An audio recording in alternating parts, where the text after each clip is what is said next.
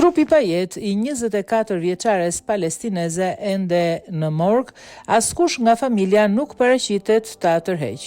Trupi pa jetë i 24 vjeçares nga Palestina, që u vra nga babai i saj, vjen të qëndrojë në morg. Askush prej familjarëve të saj nuk është interesuar në policinë e shtetit për tërheqjen e kufomës dhe kryerjen e ceremonisë mortore. Policia e shtetit po vjen kontaktet me homologët gjerman ku informacione po kërkohen mbi autorin e dyshuar Fadi Aulan.